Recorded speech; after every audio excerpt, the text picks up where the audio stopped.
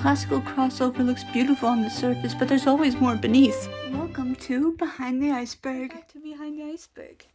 In episode 1, I talked about how this whole journey started with Ida, the group, the music, and the world that opened up a door for me. Not a character, but a real chapter in my life.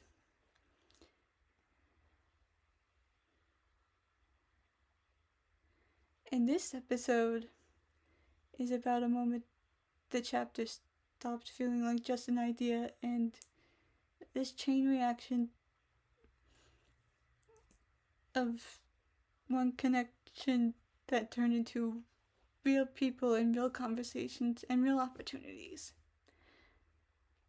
Ida didn't just come out of nowhere.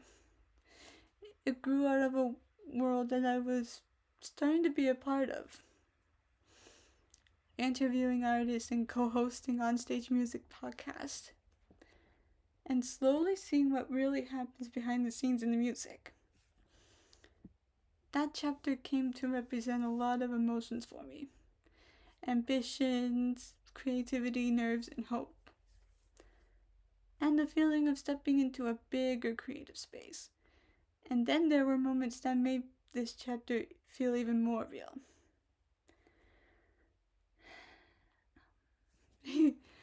One of these moments was hearing Sarah Vaughn talk about auditioning for Ida in George's kitchen, of all places.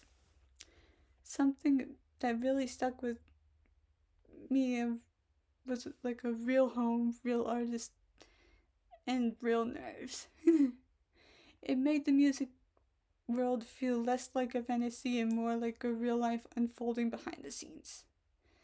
It reminded me that these journeys aren't just polished performances, they're built in everyday spaces with real people and courage. And one of my favorite moments that Sarah shared really captures the human side of this world. And it's when she shared of Georgi. So, per her exact words, she's kind of renowned for packing. And because of her packing style, because her packing style is basically shoving everything into a suitcase and hoping for the best. So apparently they were on a cruise once,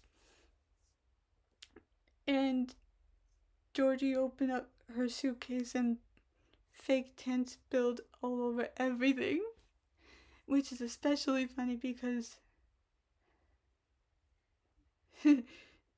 she's such an organized person in general, but when it comes to packing, it's complete chaos.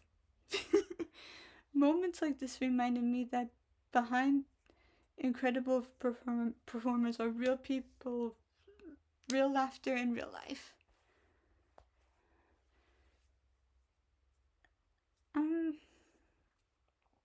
Around that time, I was also building genuine connections with artists I deeply admire,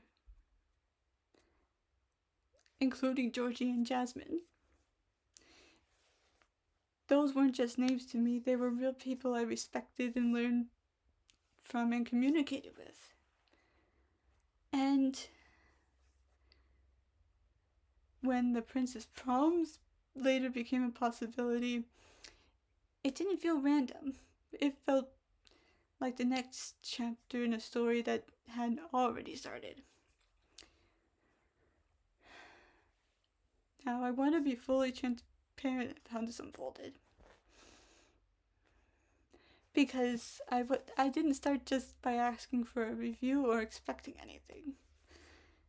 First, I reached out to Jasmine simply to confirm a correct concert time.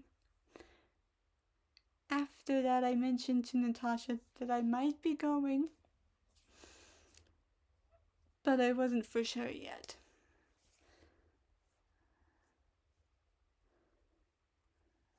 Then something incredible happened. Georgi and Jasmine reached out and offered me complimentary tickets. only after that generosity I reached out again to Natasha, and this time pitching a review as a way to give something back and pay that kindness forward. So this was never about expecting access. It was about gratitude, respect, and wanting to contribute in a meaningful and ethical way. Honestly, this moment felt kind of a turning point. You don't plan for where preparation meets opportunity, and kindness opens doors you don't even know you were knocking on. It reminded me that creative journeys aren't just about talent, they're about relationships, just trust, timing, and heart.